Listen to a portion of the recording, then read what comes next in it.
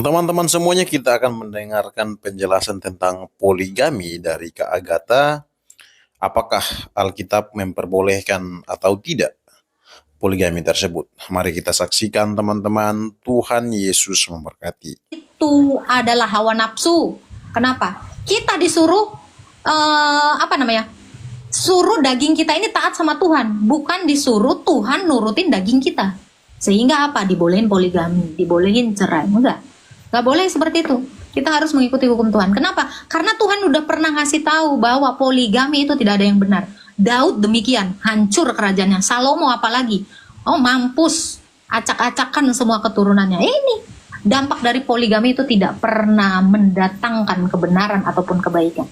Makanya Tuhan tidak mengizinkan itu. Tapi kalau ada orang yang ngeyel seperti itu, ya terimalah konsekuensinya. Berantem, berdosa. Itu. Jadi saya nangkapnya gini Kak Gata tibanya ya. Kalau di gereja itu nggak ada akte cerai di gereja, nggak ada gitu ya? Akte cerai kayak Muslim kan tuh kalau dia cerai ada. Kalau bercerai itu boleh, tetapi sebelum proses keperceraian itu akan banyak sekali pertimbangan. Pasti akan disarankan apa? Memaafkan daripada cerai. Memaafkan itu lebih mudah daripada bercerai. Bercerai itu ribet. Nah, seperti itu. Jadi apakah diizinkan? Diizinkan, tetapi melalui proses yang sangat sulit. Pasti ada pendekatan, disuruh bertarak dulu, pisah sementara, nanti balik lagi. Itu di Alkitab disuruh seperti itu. Jadi apakah di gereja diizinkan bercerai? Diizinkan. Itu pun sudah dengan tahap yang sangat alot sekali. Kalau bisa memaafkan, untuk apa cerai? Kalau bisa menerima kondisi kita, untuk apa cerai? Kalau nggak punya anak, lu tinggal legowo. Yang penting bisa beribadah bersama dengan suami, itu udah paling bahagia. Orang sekarang punya anak juga ribet kok. Banyak yang nggak mau ngurus, banyak yang terlantar, banyak yang nggak sanggup nyekolahin. Jadi anak itu bukan solusi. Solusinya adalah berdamai dengan diri sendiri. Itu yang selalu Tuhan Yesus perintahkan. Nah, itu ada jalan salah satunya adopsi. Mengambil anak angkat. Ngapain harus cari perempuan lain?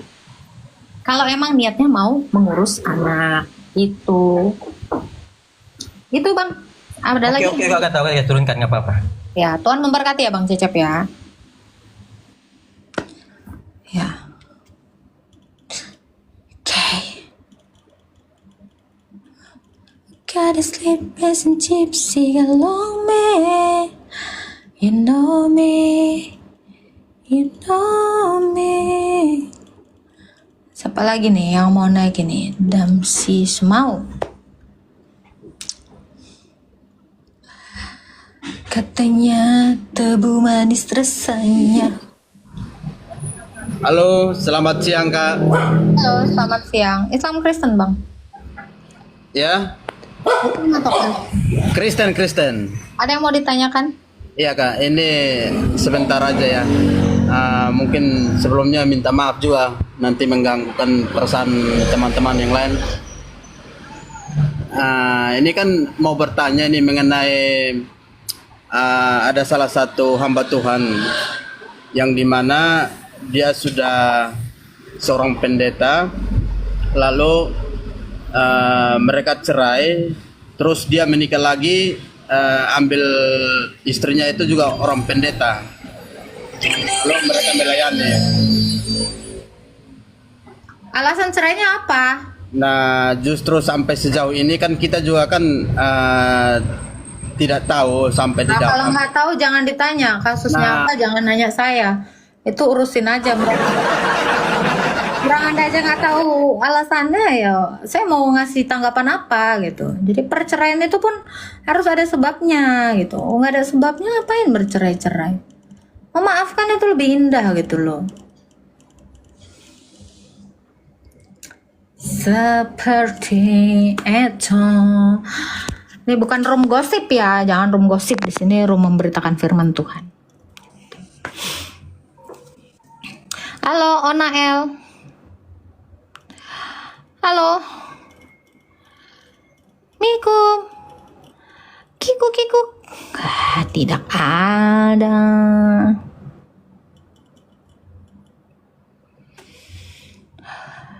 Jangan cerai kecuali jinah. Jangan cerai juga kalau mau mati.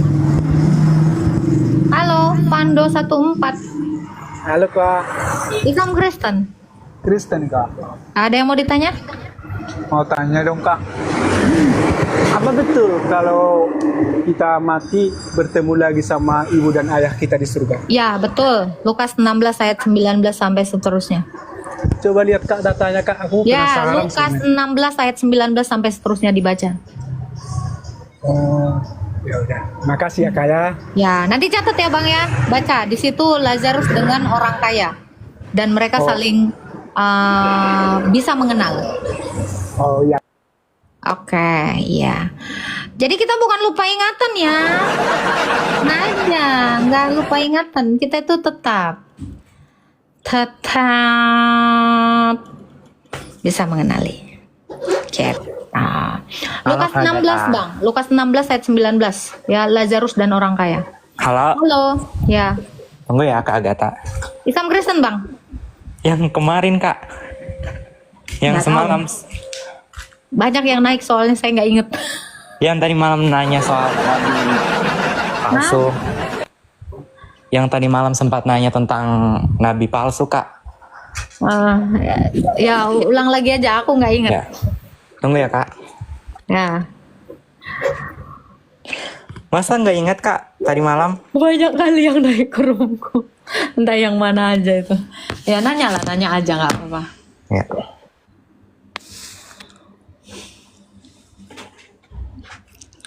Engkau masih anak sekolah 1 SMA. Jangan lupa tap-tap ya teman-teman ya. Belum tepat waktu begitu begini. Cek. Silakan, mau bertanya apa? Tunggu ya Kak. Siap. Ya. Ini Kak, aku mau bertanya tentang, permisi ya Kak Agatha. Sebelumnya, saya buka Bible dulu. Islam atau Kristen Bang? Islam Kak, yang tadi malam sempat nanya tentang nabi palsu dan pernikahan nabi yang punya istri banyak. Ya, siap. Ini Kak, saya mau nanya tentang tafsir Matius 7 ayat 21 sampai 23. Itu kan dinyatakan pada hari pengadilan banyak orang akan berkata kepadaku, Tuhan, Tuhan, kami bernubuat atas namamu dan dalam namamu mengusir roh-roh jahat, serta membuat banyak mujizat, tetapi aku akan menjawab, aku tidak pernah mengenal kalian, pergilah dari hadapanku. Mohon maaf ya sebelumnya, Agatha, itu dimaksudkan untuk siapa ya? Untuk orang Kristen yang mengajarkan kesesatan. Coba baca di ayat sebelumnya. Itu untuk pengajar-pengajar sesat, nabi-nabi palsu. Nah itu. Kalau nabi palsu itu pasti mengajarkan yang sesat gitu. Orang Kristen juga ada yang mengajarkan kesesatan. Itu. Jadi harus berhati-hati. Mereka mengaku Kristen. Bukan setiap orang yang berseru kepadaku Tuhan, Tuhan yang masuk ke dalam kerajaan sorga. Tetapi dia yang melakukan kehendak Bapakku yang di sorga. Pada hari akhir mereka akan berseru, bukankah kami bernubuat demi namamu, mengusir setan demi namamu? Terus di ayat 23-nya dikatakan ya, enyahlah engkau sekalian pembuat kejahatan. Aku tidak mengenal engkau. Dikatakan yang enyah itu adalah yang membuat kejahatan. Apa kejahatannya? Mengajarkan hal yang sesat. Oke. Baik Kak Agatha. Cuman mau nanya itu Kak. Makasih ya Kak. Ya, sama-sama Tuhan. Soalnya lagi belajar terus Kak setiap hari. Mantap. Sambil cari-cari buku, buka Bible, Jadi kamu Al-Quran. juga harus hati-hati ya. Kalau kamu mau belajar juga jangan belajar sama yang guru sesat itu. Kalau kamu belajar sama guru yang Kak. sesat, kamu jadinya tersesat nanti. Oke? Iya Kak. Ya, Tuhan berkati. Ya, makasih Kak Agatha. Sama-sama. Every time I try to forget who I am, I'll be right there to remind you again. You know me. Halo, Nurani. Hati Nurani. Halo, Mbak Agatha. Loh, laki. Ya, nggak apa-apa. Ya, Islam Kristen, Bang. Kristen. Shalom, Ya, shalom. Mau bertanya Ya. apa? tadi saya dengar, maaf ya, mungkin saya yang salah. Tadi saya dengar Mbak Agatha bilang di gereja itu diizinkan bercerai. Coba jelaskan Mbak, gimana caranya itu? Ada dalilnya juga di mana? Boleh. Dalilnya adalah karena ketegaran hatimu lah sehingga Musa memberikan surat cerai. Itu yang pertama. Lalu yang kedua apa? Seseorang kalau dia berzina, kedapatan berzina, lalu minta cerai, lalu yang bercerai itu menikah lagi, dia juga dikatakan berzina.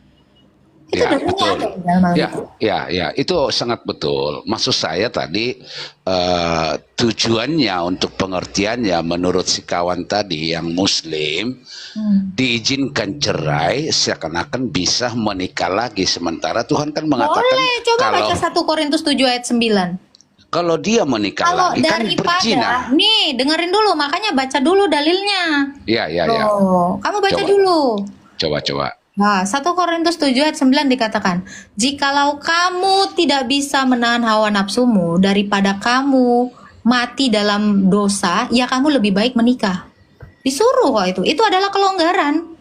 Itu kelonggaran, bukannya Itu disuruh. bukan konteks dia sudah pernah menikah, Mbak.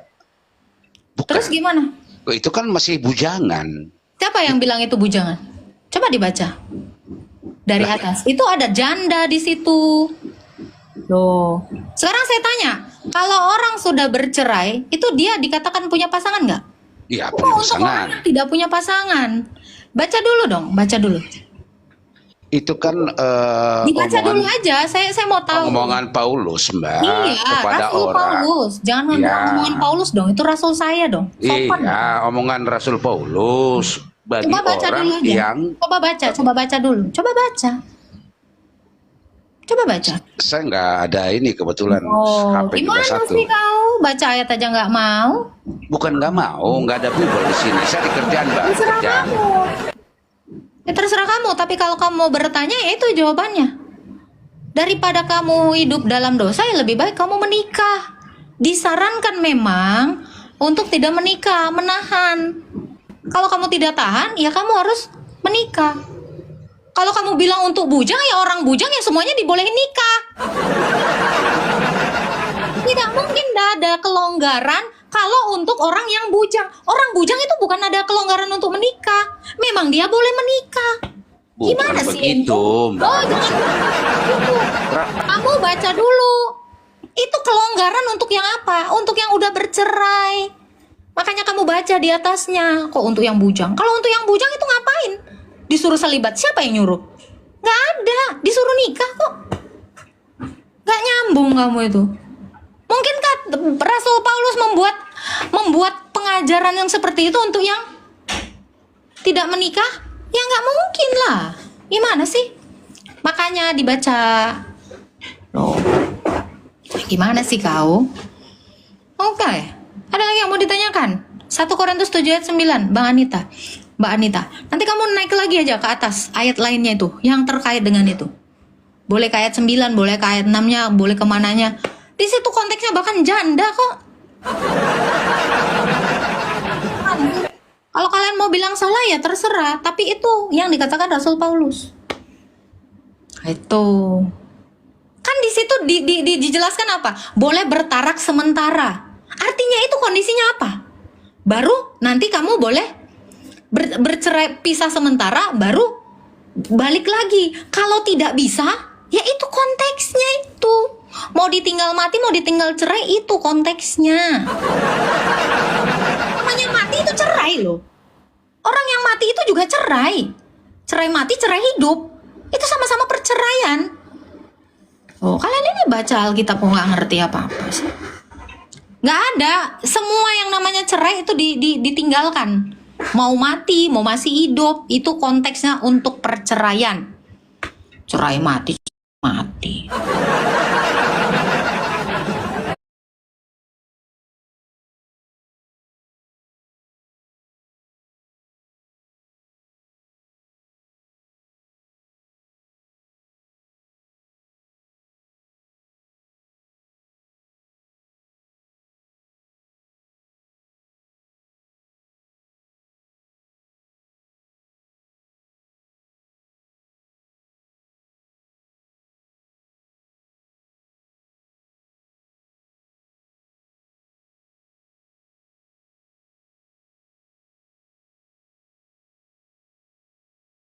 dalam dosa, binasa dalam dosa, lebih baik kamu menikah. Itu suatu kelonggaran, bukan malah suka-sukamu. Itu daripada kau nggak sanggup, itu, nah itu. Shalom.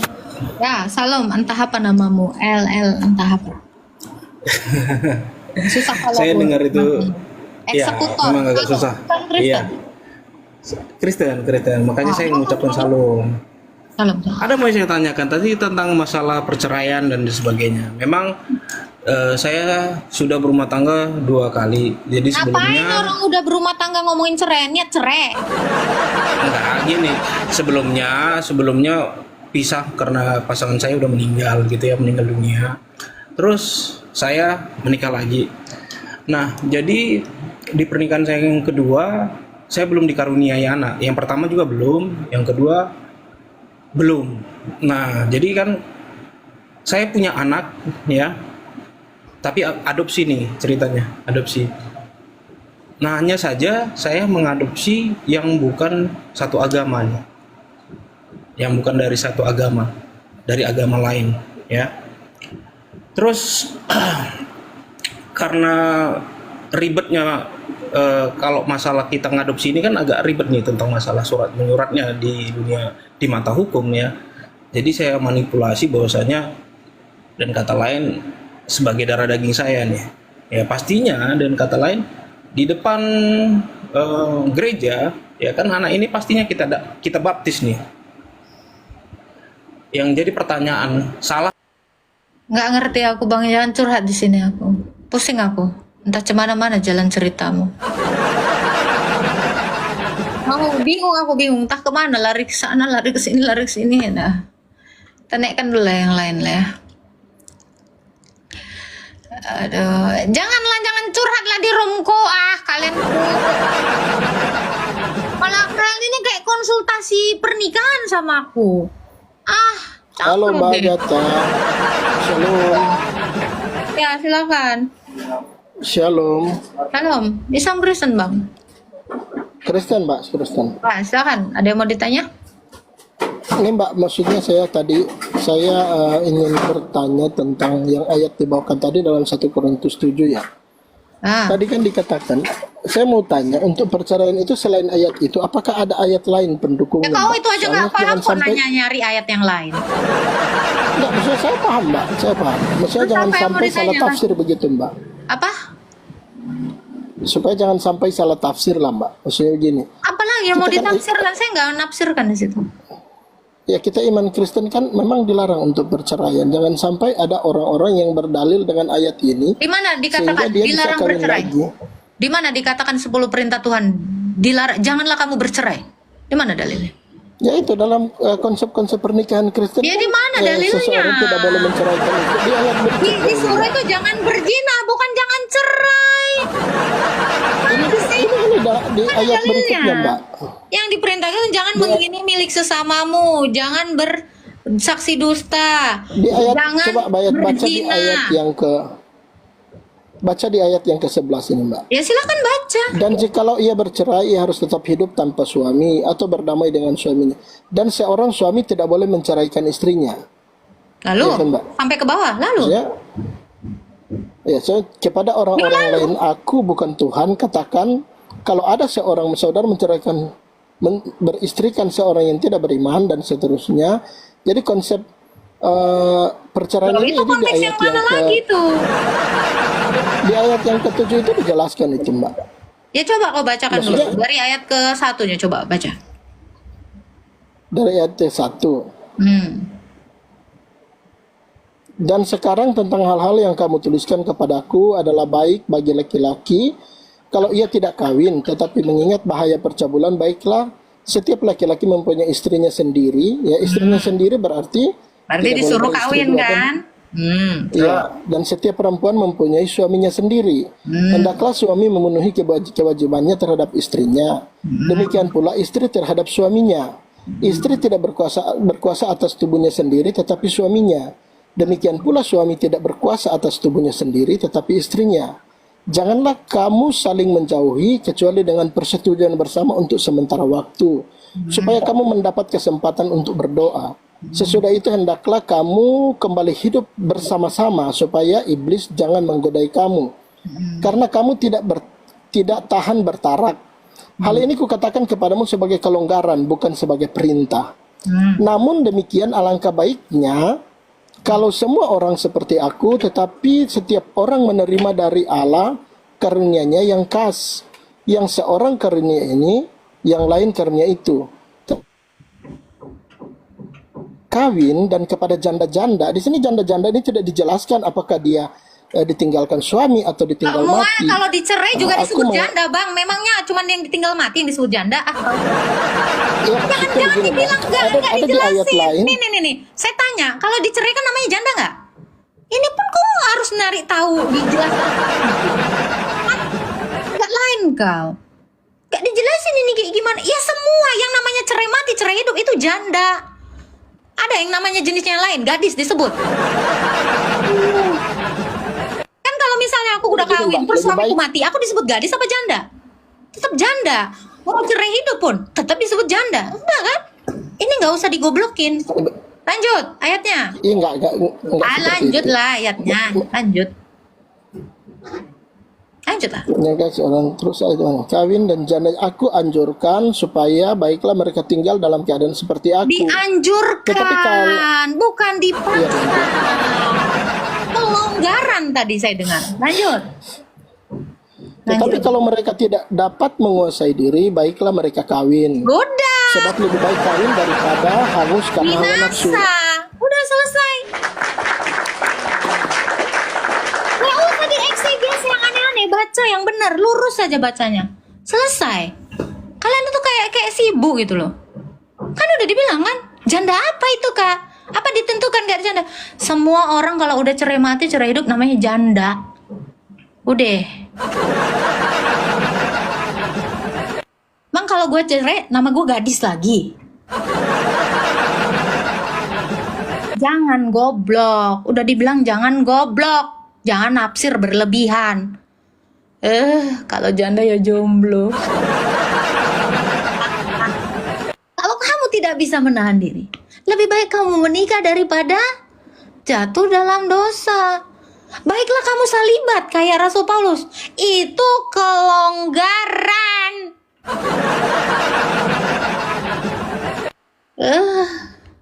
Kalian tuh gak ngerti apa-apa ayat Alkitab. Baca asal. Jangan asal-asalan baca. Pahami. Terus kalian tuh nikah, terus ditabokin siang malam sampai mati. Bertahan gitu. Jangan sakit jiwa.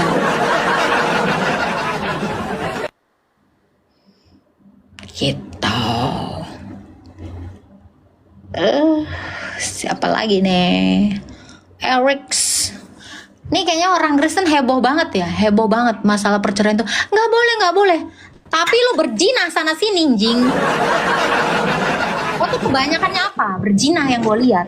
Bangkitin semua. Jijiin. Aduh, brengsek. Yang gue lihat tuh kayak gitu, sok-sokan, munafik, semuanya munafik. Gak bisa nikah lagi. Tahu-tahu bayaran kau entah yang mana, perempuan-perempuan, laki-laki sana sini, perselingkuhan sana sini, jijik. Gak usah, kalian tuh gak usah sok-sokan gitu loh. Oh gak sanggup kalian ya, mangotaki kalian, kawin. Ada kok sok suci ya kan. Tahu-tahu kau nengok bokep, pesen-pesen micet, dugem-dugem gak jelas. Nah itu menjijikkan. Tuh, paham?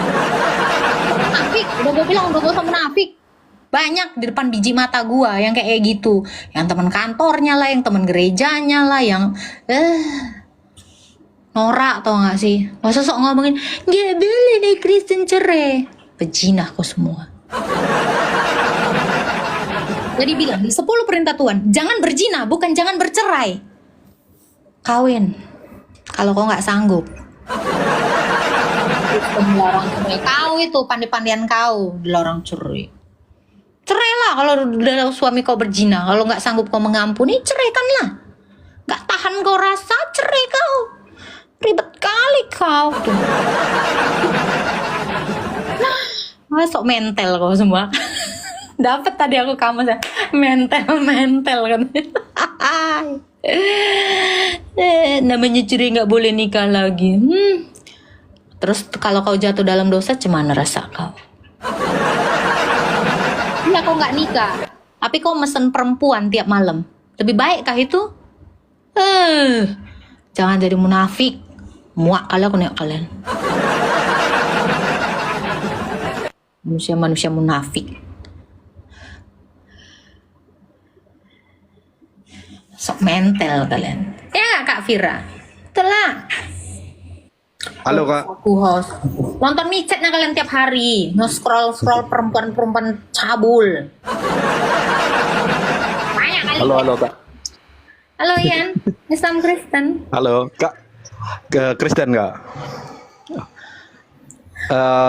Mau tanya, ini kan tanggal 31 kita maknai sebagai Hari Reformasi. Oh 30 ini Bang. Belum 31 Bang. Ya, maksudnya besok kita maknai sebagai Hari Reformasi. Mau tanya nih, bagaimana sih kita memaknai reformasi dalam umat Kristen begitu? Nggak tahu aku reformasi Bang. Pemaknaannya.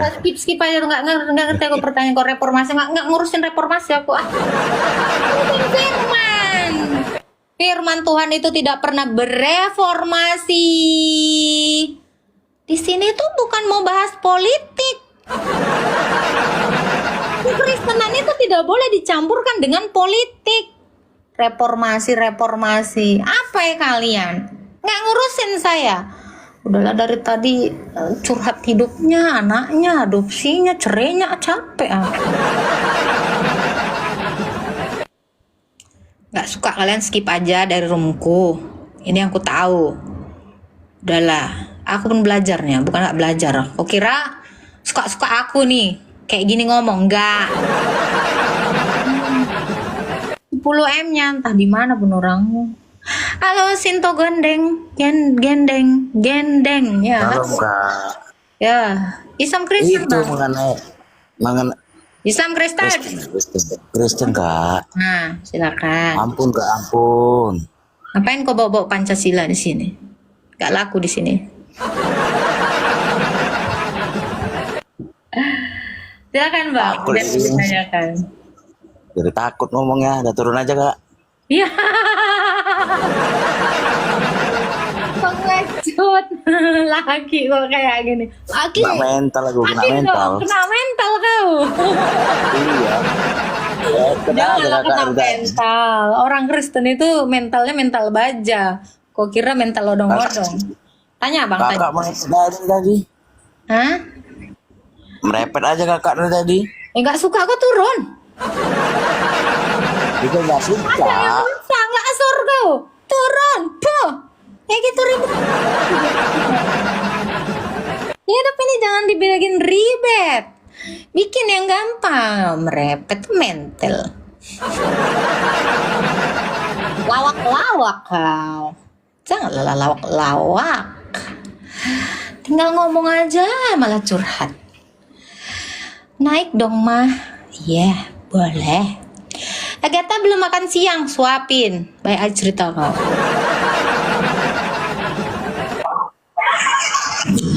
Halo, Rini. Rini Anjarwa. Ya, halo Mbak. Ya, itu kan Kristen Rini. Kristen Mbak. Ya, silakan mau bertanya apa Kak? Ini tadi soal perceraian ya. Mau cerai lagi kau? Kenapa? Mau cerai?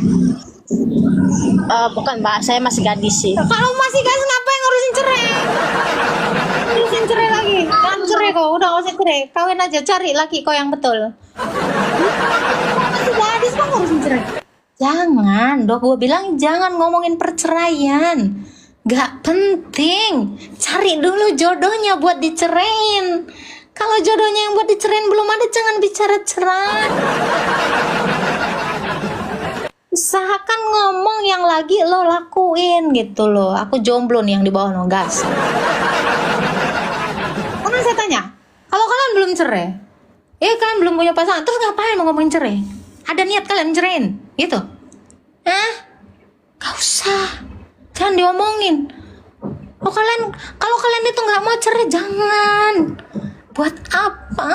Cari jodoh dulu, gitu loh. Masa udah mau cerai aja? Jangan cerai, guys. Halo, Mommy. Assalamualaikum.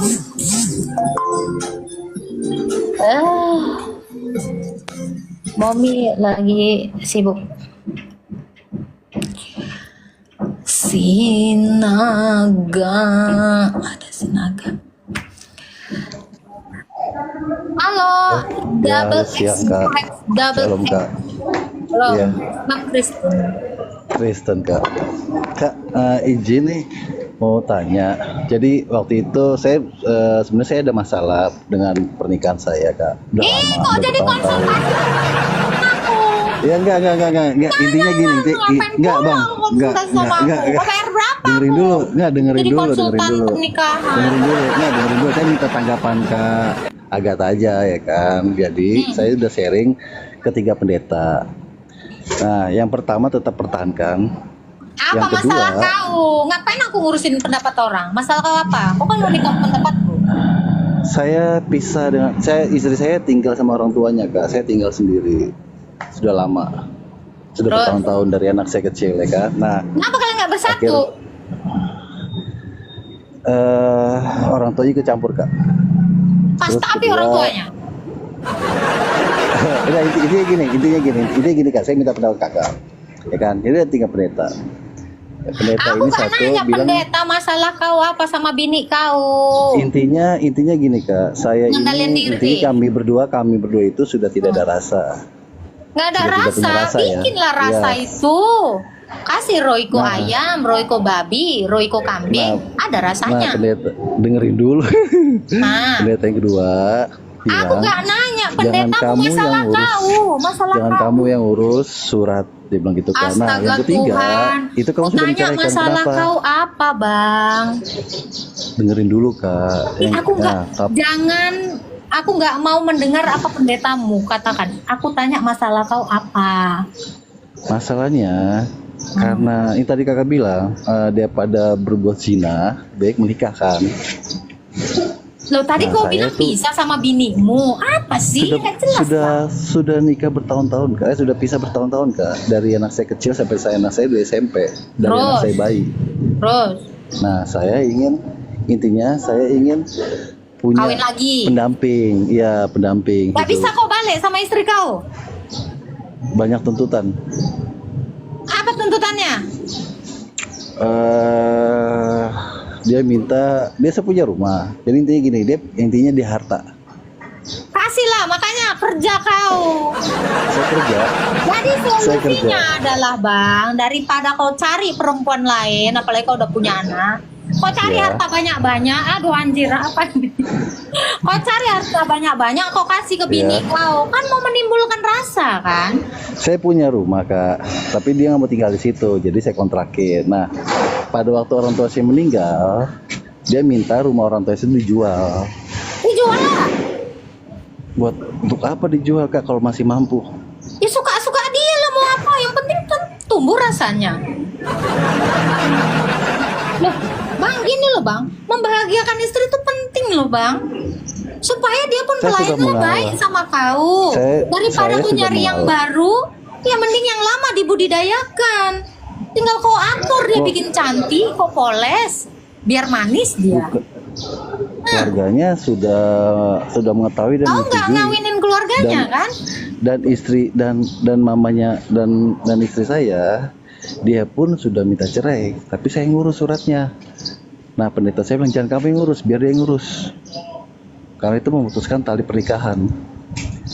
Tapi kalau dalam satunya lagi, Gak ada rupanya. perempuan Ada bilang, bincang-bincang kau sama bini kau itu. Entah mau kembali kah? Sudah. Kau bikinlah honeymoon Sudah. dia. Biar bahagia dia hidupnya. Sudah. Biar tumbuh rasa-rasa Sudah. tai itu. sudah Mana? berusaha. Udah berusaha. Sudah berusaha. Nah, Tadi pertanyaan apa saya, tuntutannya tinggal kau penuhi. Kalau kau penuhi tuntutannya kan selesai kan? Betul nggak? Betul nggak? enggak juga. Masalahnya kau memang egois. Itu. Egosnya di mana? Egosnya di mana, Kak? Loh, ya kau apa aja keinginan dia kau kasih lah. Jadikan dia ratumu. Selesai tumbuh rasanya. Bercabang-cabang berbuah lagi nanti itu. Gimana kau? Coba kau pikirkan. Daripada kau bikin pernikahan baru, pernikahan itu pun kau kira modal sedikit. Ya budidayakan yang udah ada. Ya, ibarat kata pohon yang udah layu, kau siram-siram, kau pupuk-pupuk, kau cangkok, kau apain kek? Kau taruh ke matahari, gimana caranya supaya tumbuh lagi? Itu solusi. Apa tuntutan si tumbuhan yang udah layu-layu, nggak lemas-lemas, nggak berdaya ini? Ya itu penuhi.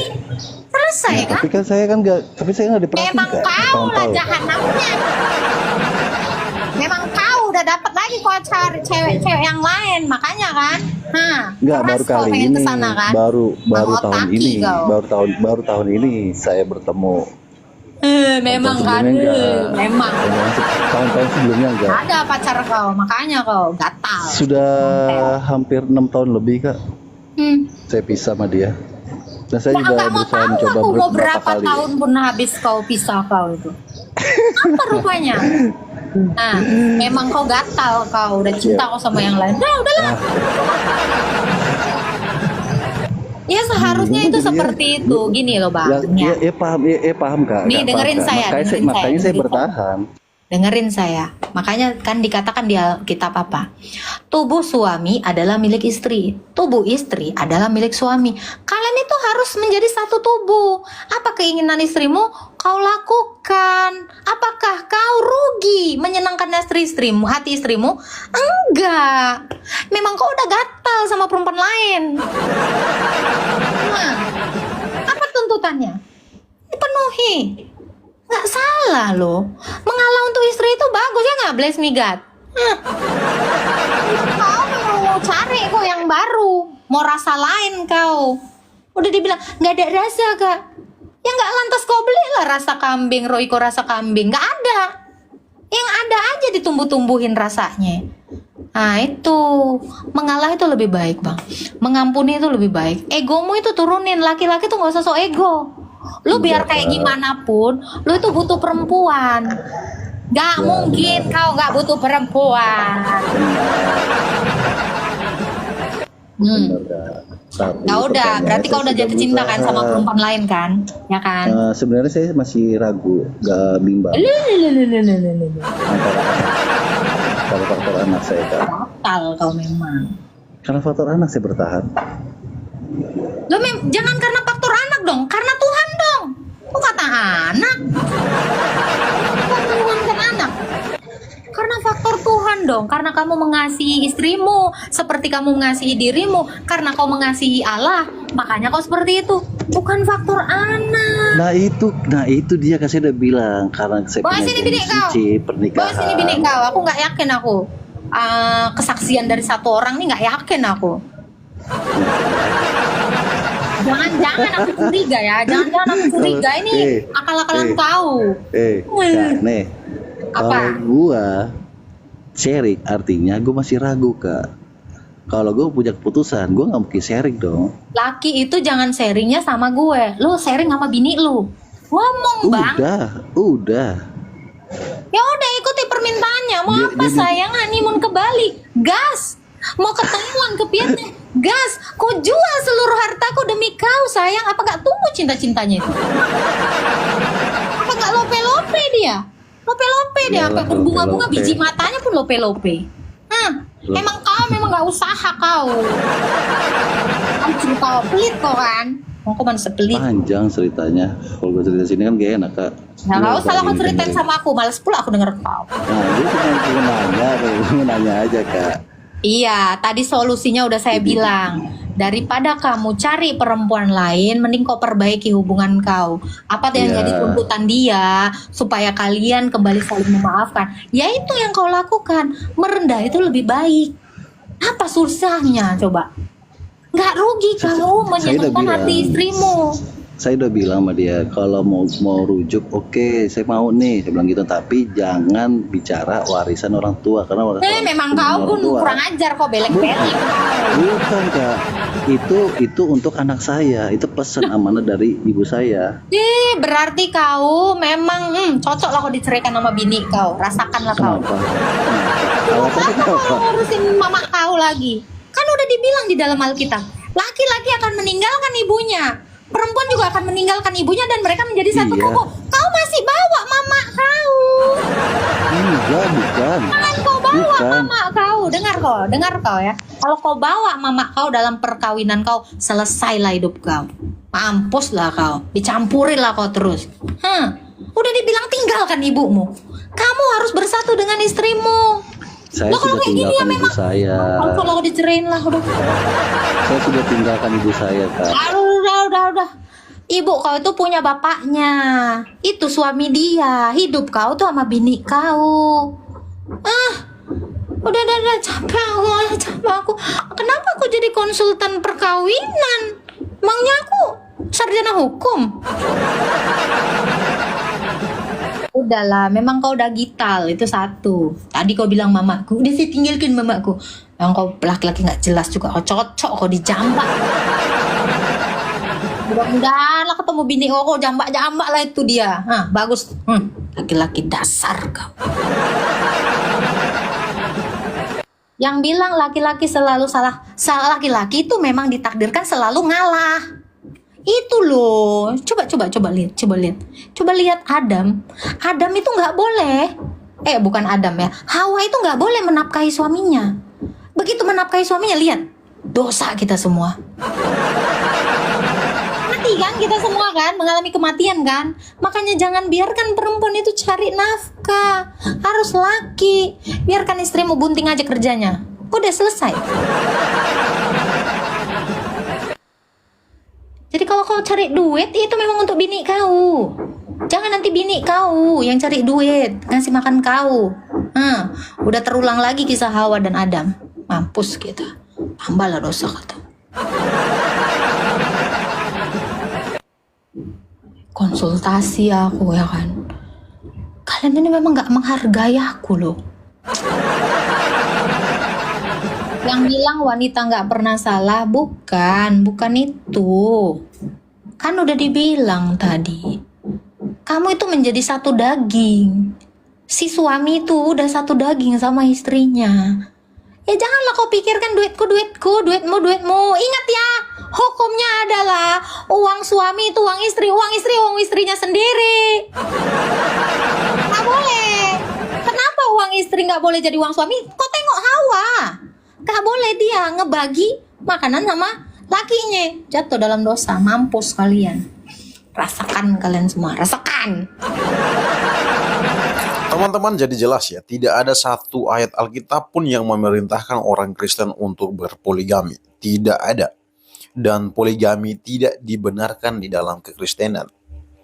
Kita sering melihat teman-teman kita Muslim menuduh kita bahwa di dalam Alkitab itu banyak sekali ayat-ayat yang menjelaskan tentang poligami. Lalu, mengapa orang Kristen tidak berpoligami? Saya ingin menjelaskan seperti ini. Di dalam Alkitab itu luar biasa. Kita harus membenarkan mana itu informasi dan mana itu perintah. Ya kan? Ketika mereka berargumentasi bahwa Salomo punya banyak istri, Daud punya banyak istri dan sebagainya, itu sifatnya adalah informasi. Informasi yang Alkitab sampaikan kepada kita. Namun, efek dari ketidaksetiaan mereka di mana mereka punya banyak istri adalah kehancuran, teman-teman. Jadi poligami tidak pernah membawa kedamaian, ketentraman dalam rumah tangga.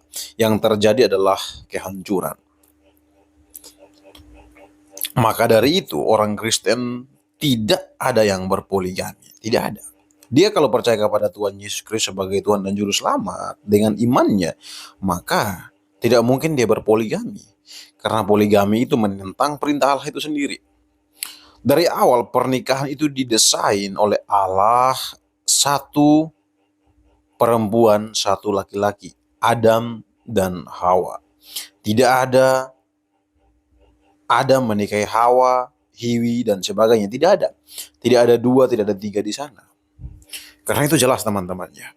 Nah, ketika manusia telah jatuh dalam dosa, maka yang ada dalam pikiran, perasaan, hati manusia itu semuanya kejahatan.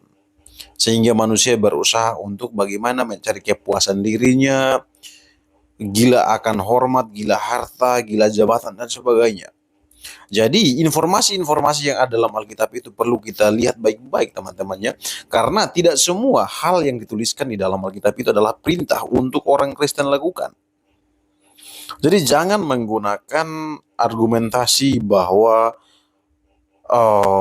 Daud punya banyak istri, Salomo punya banyak istri, dan beberapa tokoh-tokoh Alkitab lagi punya gundik, dijadiin istri dan sebagainya. Tidak ada teman-temannya.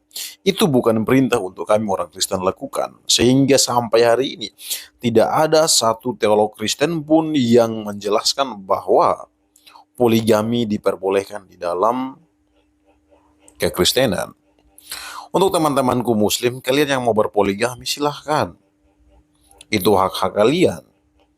Kenapa? Karena kita punya kitab suci yang berbeda. Panduan iman kita itu berbeda.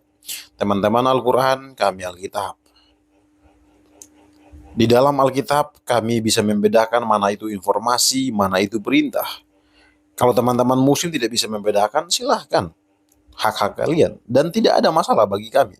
Kalian mau istri 1, 2, 3, 4, 10, dan sebagainya. Tidak ada masalah. Tetapi, jangan memaksakan kebiasaan kalian atau apa yang kalian imani itu untuk kami orang Kristen juga menerapkan hal yang sama. Tidak bisa. Tidak bisa teman-teman. Dan saya tidak melihat, apa sih,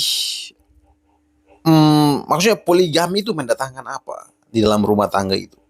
Apakah ketika seorang berpoligami dia semakin berkenan dengan kepada Allah, atau ketika seorang berpoligami dia semakin bahagia, atau bagaimana? Saya tidak tahu.